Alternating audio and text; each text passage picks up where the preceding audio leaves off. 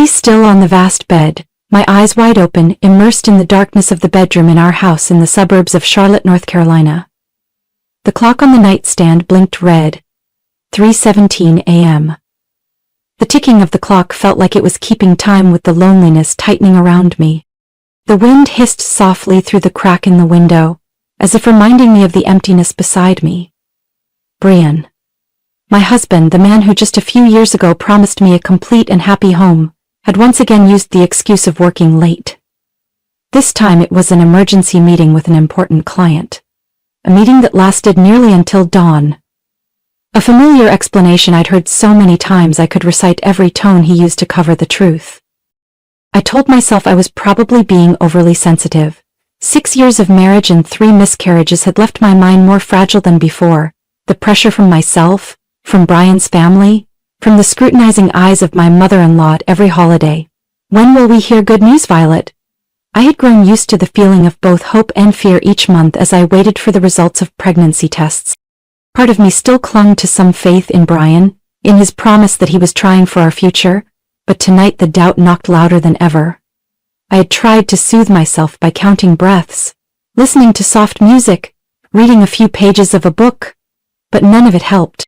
The ping of a message startled me. My hand trembled as I reached for the phone, my heart pounded. I hadn't meant to look, but some instinct made my finger swipe across the screen. The message appeared. I miss your skin against mine already. Can't wait until tomorrow when you tell her. I froze. My eyes refused to believe the words on the screen. A cold wave shot down my spine, leaving my whole body stiff like stone. The sender was Megan, the woman from PR who had chatted with me at the company Christmas party, who had draped an arm over my shoulder for a photo, who had asked about my plans for children as if she were a caring sister. It felt as if someone had sucked all the air out of the room. I sat up, the faint glow of the street lamp casting blotchy shadows on the wall through the curtains. Our wedding photo on the nightstand suddenly felt foreign. Brian beamed in his tuxedo and I, the bride in white, had believed it was the happiest day of my life. 6 years of love, of enduring the pain of losing children together, all shattered by a single message. I scrolled down with shaking hands, skimming through their exchanges. Messages, secret photos, promises to start over together, all stored on the phone I used to text Brian to pick up milk on his way home. Part of me wanted to smash the phone, to scream, to demand answers. But another part, the part hardened by so many disappointments, kept me still. I knew if I lashed out now, I'd have nothing but tears and more lies. I placed a hand on my belly where I had once hoped to carry our tiny child, but now there was only emptiness. Cold. Bitter. The sound of the door unlocking echoed from downstairs. Brian was home. The thud of his shoes on the floor, his heavy footsteps on the stairs. I quickly locked the screen, lay back down and closed my eyes, trying to steady my breathing. Brian opened the bedroom door softly, a strange cologne mixed with cigarette smoke lingering around him. He paused at the bed, his hand resting lightly on my shoulder. "Are you asleep?" His voice was low, as if afraid to break the silence. I stayed still, pretending to sleep deeply. Tonight I had to stay calm. I needed a plan. If I had endured years of heartbreak, I was strong enough to face this truth. Brian lay down beside me, his breathing even, as if all was peaceful. But to me, each breath only twisted the pain deeper. When the clock struck 4 a.m., I knew I couldn't keep pretending. I rose quietly, stepping out of the room, my legs nearly trembling, but forcing myself to move. I sat at the kitchen table, opened the laptop that had sat there since the afternoon. The desk lamp cast a pale yellow glow on the screen, lighting up my trembling fingers. I logged into Brian's email. The password? His mother's birthday. Something I once thought sweet, now only bitter. I began to trace each clue. The emails appeared, restaurant reservations at places we'd never gone because they were too expensive. Confirmations for luxury hotel bookings in the heart of the city. I opened each one, read every line. No explanation was needed. A photo attached to one hotel confirmation. A room with a balcony overlooking the river. Rose petals scattered on the bed. I didn't know what hurt more, the betrayal or the care Brian gave her that I'd never received. I kept going, pulling up messages stored in the cloud that Brian hadn't bothered to delete. The chats between him and Megan felt like I'd fallen into a nightmare. 2 months. 2 months they'd been sneaking around behind my back, while I still hoped, still tried to believe our family could be saved. A message stared back at me. When will you tell her? I don't want to keep lying. I just need a little more time. You know how weak Violet was. Weak? I had fought through 3 miscarriages. I had stood by him through nights he came home drunk from work failures. I had endured his mother belittling me because I hadn't given her a grandchild.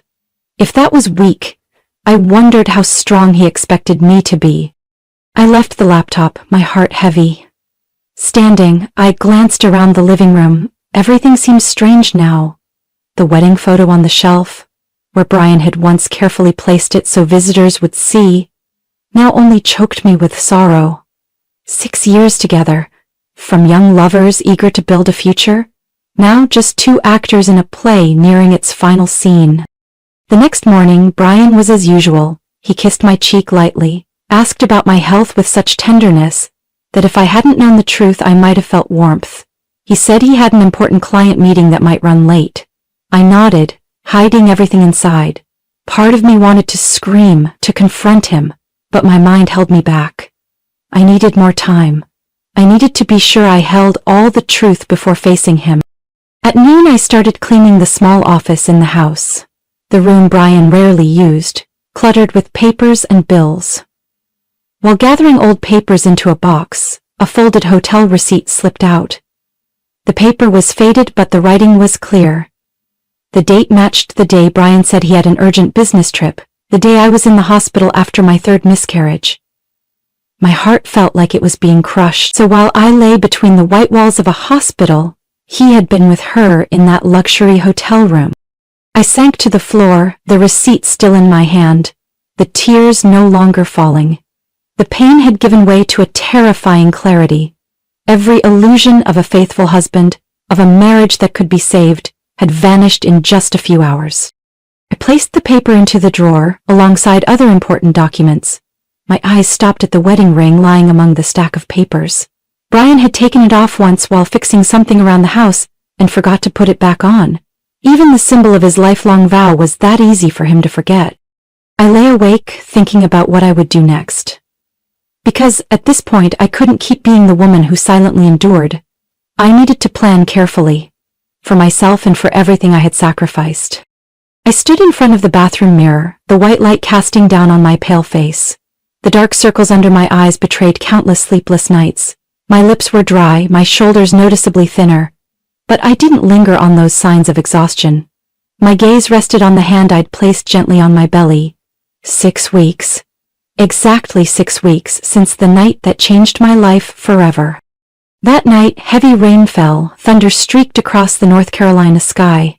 Brian was on a business trip in Atlanta, or at least, that's what he told me.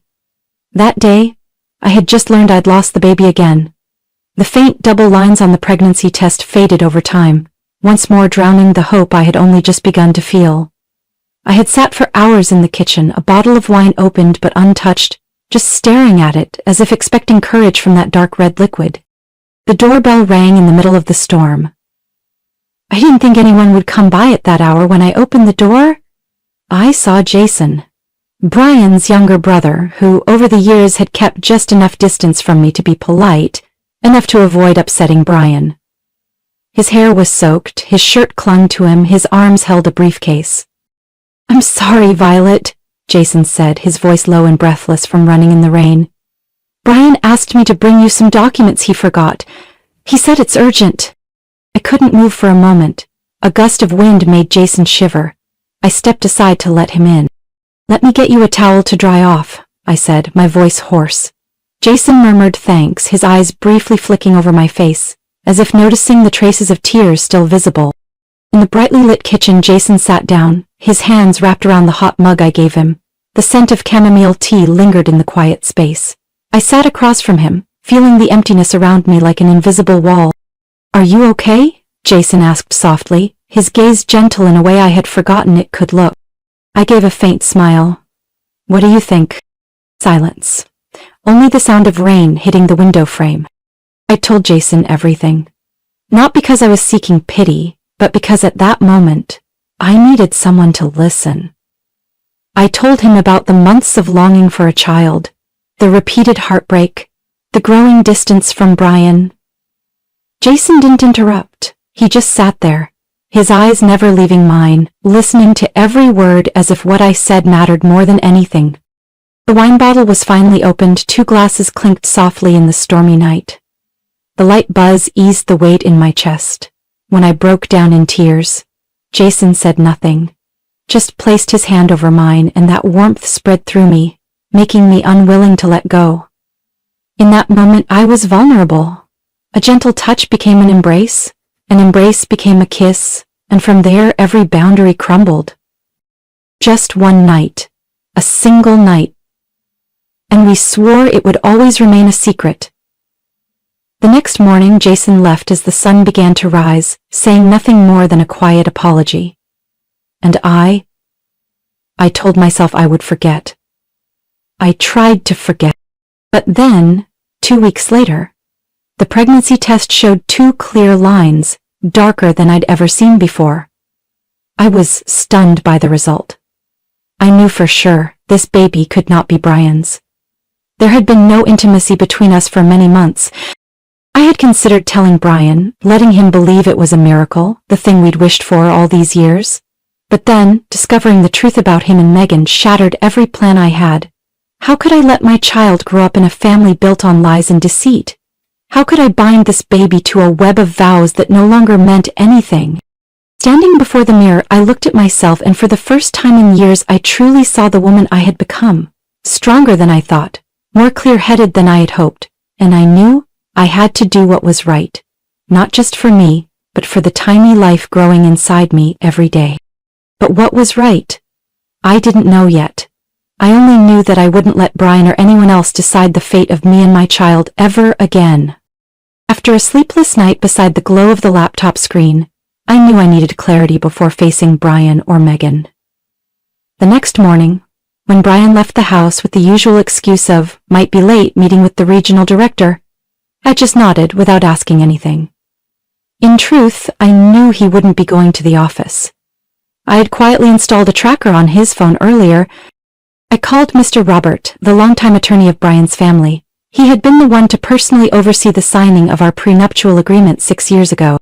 Violet, it's been a while since I've heard from you. Is something wrong? His voice was calm, seasoned, but kind. I need to see you right away. It's about the prenup between Brian and me. I can't discuss it over the phone, I said, keeping my voice as steady as I could. All right, I'll arrange it. Can you meet me at my office in an hour? Mr. Roberts' office was in an old building in downtown Charlotte, its dark wood walls and floor-to-ceiling bookshelves giving the place an unusual sense of solemnity.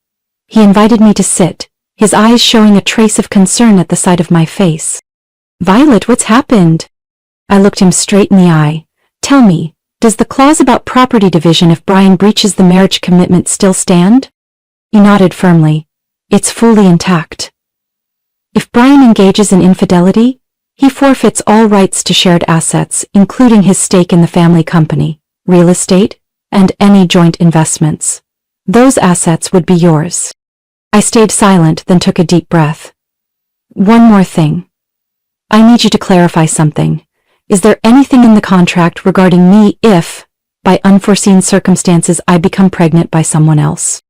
Mr. Robert frowned slightly, leaning back a bit. I remember that agreement well, Violet. It focused on assets and financial obligations in the event of betrayal, specifically infidelity, by either party leading to loss of property rights. There's nothing in it that punishes or restricts a wife for becoming pregnant by someone else, unless there's evidence she intentionally schemed to cause financial harm to the husband or the family's honor. What you're asking isn't covered by that agreement. I exhaled, feeling a bit more at ease. I'm asking because I want everything to be clear before anything I do next is used against me. Mr. Robert studied me for a few seconds, then nodded, his voice softening. Violet, I don't know exactly what you're facing, but you're smart and careful. If you need anything more or if you want me to represent you, just call. Thank you, Robert. I'll be in touch soon. Stepping out of the lawyer's office, I paused on the sidewalk, watching the busy stream of cars go by. In my mind, everything was becoming clearer. Brian might think he was in control, might believe that his promises and secret meetings had left no trace. But he had no idea that the very contract his parents forced us to sign before the wedding was now my shield. And more than anything, I knew for sure the fact that I was pregnant, even though the baby wasn't Brian's, did not violate any clause of that contract. I hadn't broken any financial obligation, caused no loss of assets, or harmed the family's honor in the sense defined by the agreement. I was just a woman who had been hurt, trying to protect herself and the child she carried. I walked toward the car waiting for me, feeling a bit lighter, but knowing the real battle had only just begun. It was time for me to meet Megan, and show her that not everyone was as easy to bring down as they thought. I arranged to meet Megan on Saturday morning at a coffee shop on the corner of Franklin Street. A place busy enough that no one would notice, but quiet enough that our words wouldn't get lost in the noise. I arrived 15 minutes early, choosing a table in the corner, my back to the wall, where I could observe the entire cafe and the large glass door facing the street. The herbal tea in front of me was still hot when Megan walked in. She wasn't wearing her usual heavy makeup, and her brown hair, normally curled, hung loose and natural. Megan's eyes scanned the room, then settled on me. There was a brief hesitation, then she walked over quickly and sat across from me. "Thank you for agreeing to meet me," Megan began, her voice softer than I expected. I kept my expression calm. I thought we should speak face to face for once, rather than through secret messages. Megan lowered her head, her hands clasped together, fingers twisting slightly. I didn't mean for things to turn out this way. But I can't back down anymore. I love Brian, and he loves me too. He told me your marriage has been dead for a long time. I took a deep breath, my eyes steady on hers. "And what do you want from me, Megan?" "I just hope you understand I'm not a thief. I want Brian to be happy, and I believe you deserve someone who truly loves you too." She looked up, her eyes glistening. I smiled faintly. "So you're hoping I'll step aside so you two can be together more easily?" She hesitated, then nodded slightly. I placed my hand on my bag, pulling out a thin folder, setting it on the table between us. "Megan, are you aware of the prenuptial agreement Brian and I signed?" Her eyes flickered with confusion. I'm not really sure. Brian never mentioned it." "Then let me make it clear," I began, my voice steady as if each word was etched into the wooden table. "That contract contains a clause Brian never worried about because he thought it would never come into play. Unfortunately for him, that time has come. The clause states, if Brian commits adultery, he forfeits all rights to our shared assets, his stake in the family company, our shared properties, investment accounts. They all become mine." Megan's face went pale. "Brian can't." "He can, and he did sign it," I cut in, my gaze fixed on her face as it changed. "Do you know why Brian's parents insisted on that clause? Because the family's honor means more than anything to them, and if this gets exposed, I think you're smart enough to understand the consequences won't stop at just the assets." She fell silent, her eyes drifting somewhere far away. I could see her lips trembling, though she tried to keep composed. "Megan, you say you love Brian. If that's true, this is your only chance to prove it. Walk away, leave quietly, without causing more harm, without leaving a stain on either of you." "Are you trying to force me?" Megan's voice faltered. "I'm not forcing you. I'm giving you a choice." I emphasized each word, looking directly into her eyes. 1. You disappear from Brian's life today, transfer offices, cut all contact. 2. I take every piece of evidence to court, and believe me, Megan, I've already gathered everything I need. She lowered her head, her hands gripping each other until her knuckles turned white. I'll transfer. I'll leave. That's the right decision." As I stood, Megan called softly, "Violet? I'm sorry."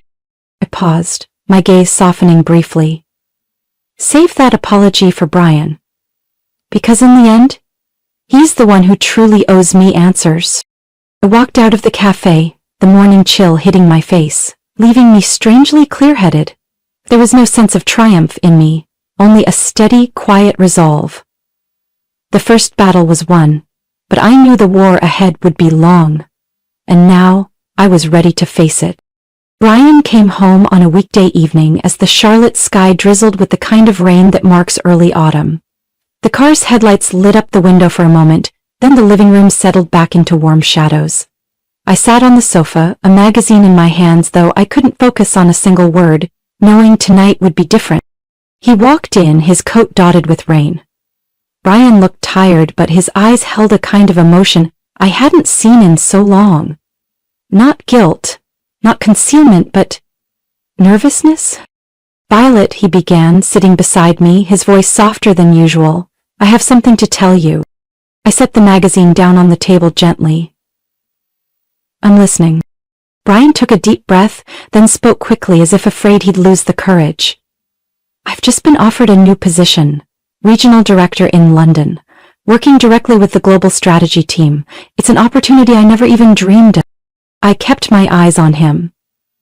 "Then why do you look so anxious telling me?" "Because it's come at a complicated time," Brian admitted, his gaze shifting away.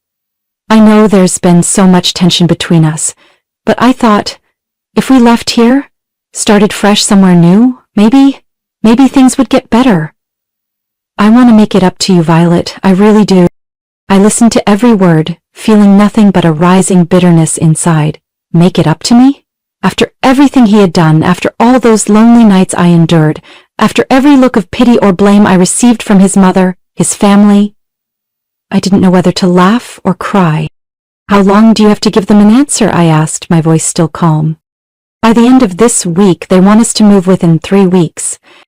3 weeks, so fast it was suffocating." Brian took my hand. "I know this is sudden, but please believe me.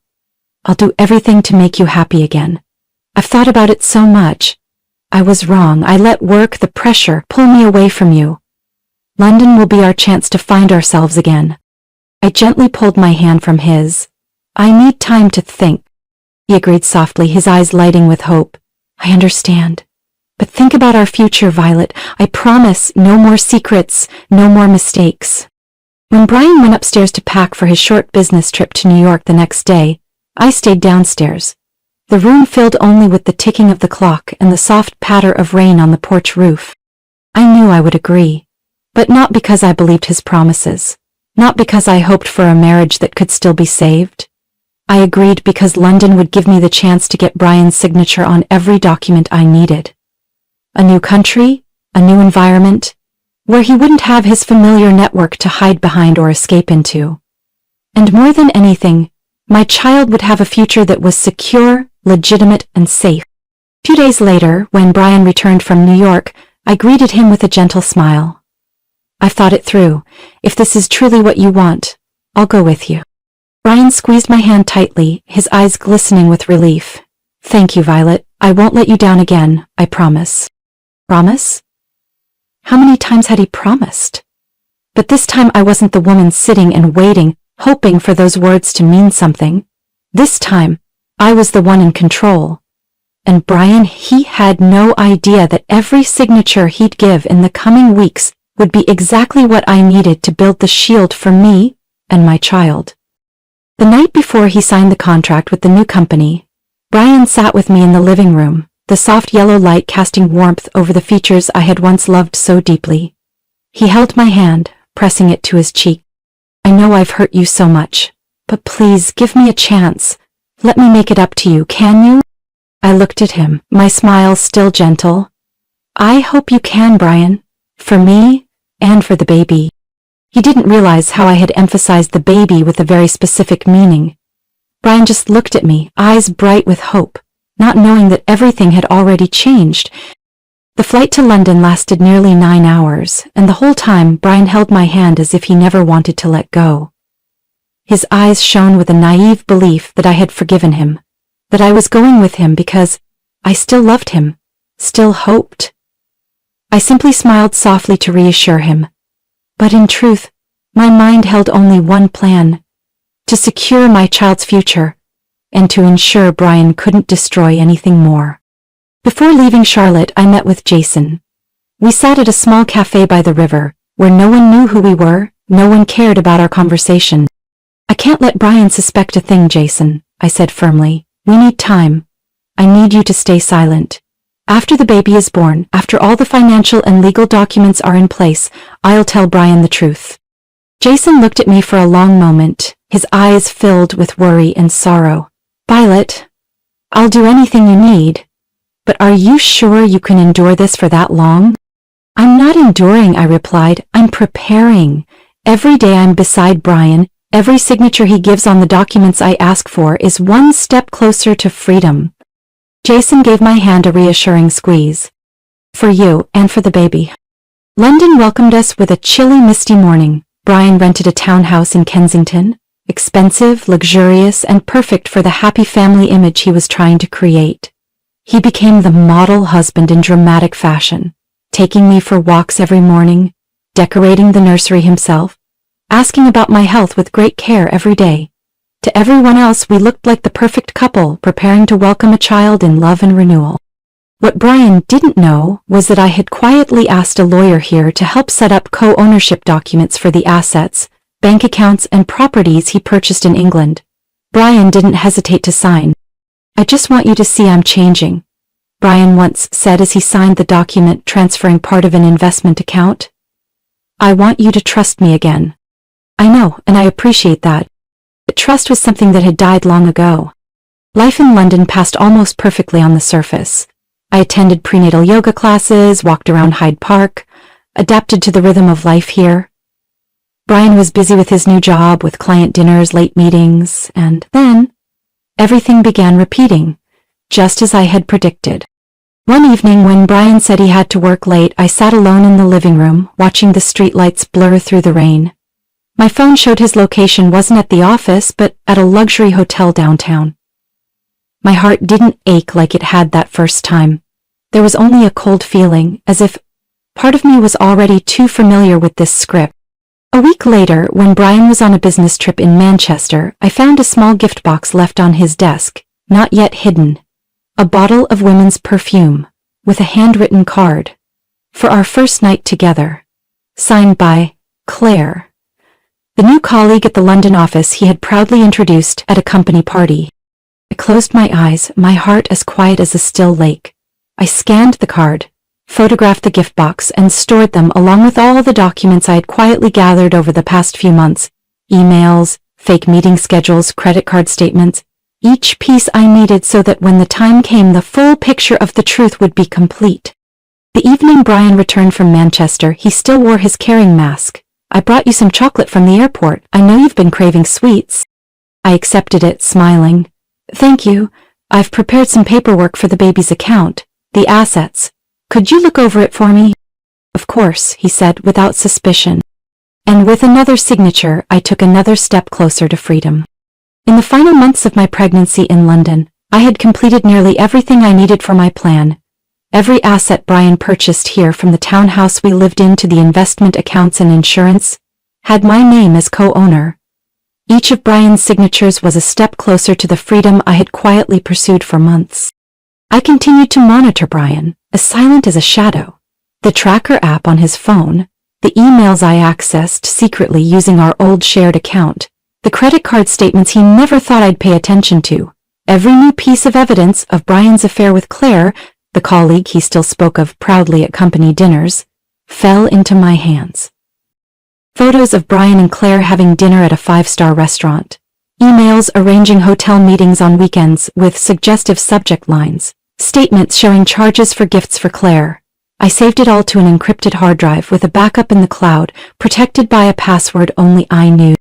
But I wasn't done yet. A key part of my plan, the insurance I'd told myself I had to have, was Megan's confession. Before leaving Charlotte, Megan had signed a document confirming the entire affair between her and Brian. At the time, I'd had a lawyer witness it under the pretext of settling any misunderstandings in case of future asset disputes. Megan had been too frightened to refuse. That paper came with me to London, kept safe in our home safe. That night, Brian came home later than usual. A strange perfume lingered around him as he bent down to kiss my forehead. I looked at him, smiled gently, just as I always did.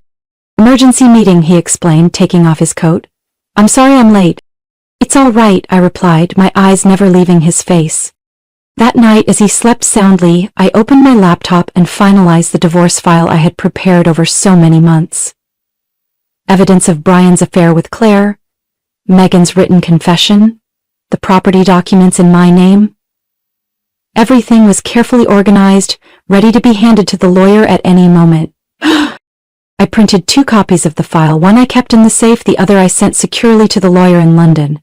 If anything happened, that file would go straight to the court and the media. 3 days later, Brian announced he'd have to stay overnight in Birmingham for work. I nodded, wished him a smooth trip, and quietly opened the tracking app. Brian's destination wasn't Birmingham, but a luxury hotel right in the center of London. I called the lawyer. I'm ready, let's start the proceedings. Are you sure, Violet?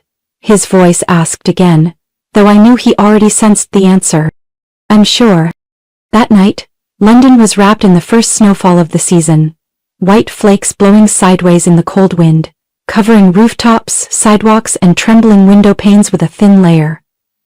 I sat in the living room, the soft yellow light from the floor lamp shining down on the file on the table before me. Everything was ready. I was just waiting for Brian to play out his familiar act one last time. Brian's footsteps echoed on the stairs as he came down, putting on his coat, adjusting his tie in the mirror by the foyer. Seeing me sitting there, he looked startled but quickly regained his confident demeanor. I thought you were asleep, why are you still up? He asked, trying to sound casual. Where are you going in the middle of a snowy night? I asked, my eyes steady on him. A client needs to discuss something urgently. A very important project, he said, avoiding my gaze, his hand gripping the car keys tightly. I stood, walked slowly to the table and placed the file in his hand. Then take this with you, since you're headed out anyway. Brian frowned, opened the file. His eyes darted across each page. Evidence of the affair with Claire, Megan's confession, the property transfer documents. His hands trembled, his face drained of color. Violet, don't do this, I'm begging you. I kept my eyes on him, my tone steady and clear. I'm not doing this. You did. I'm just protecting myself and the baby. Brian's lips moved but no words came out. His hands fell limp, the file dropping onto the table, a few papers sliding out, stark white against the snowy glow coming through the window. I love you, it was just a mistake, please don't destroy everything.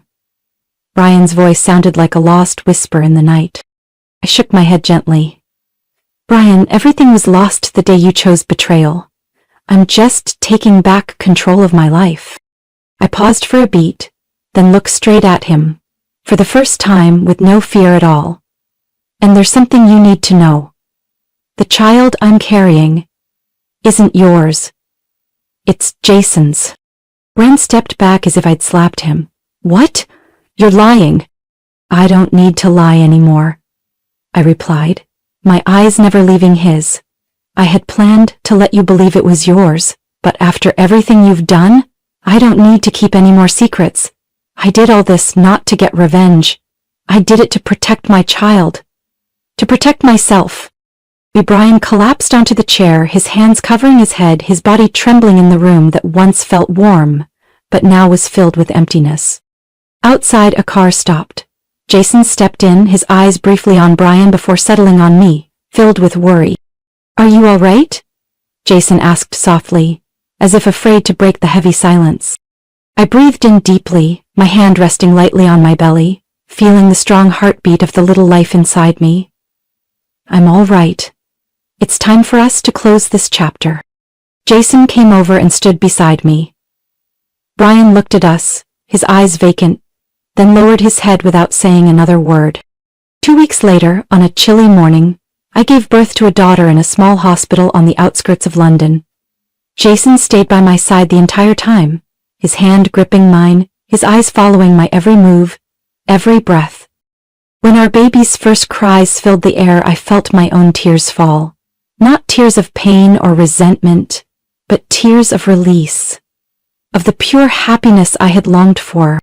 Jason held both of us close, whispering, "It's over now. You did it, Violet." My gaze shifted between my daughter and Jason, my heart full of peace. No more anger, no more burden, only me, a woman free, in control of her own life, and a child I would protect with everything I had. Brian left London not long after, taking with him the ruins he had created. And I began a new chapter. A chapter of strength, of freedom, and of true love. The love for my child, and for myself. Looking back now, I feel no bitterness or hatred. All the pain, betrayal, and lonely nights taught me how to rise, to be stronger, and to protect myself and my little girl. I understand now that revenge doesn't bring peace. Only the right choices and the courage to face the truth gave me real freedom. Today I'm proud to have taken control of my life, to have built a new home with my own hands and my own strength. What do you think of Violet's story and the choices she made? Share your thoughts in the comments below. And don't forget to follow the channel for more meaningful, emotional, real-life family stories.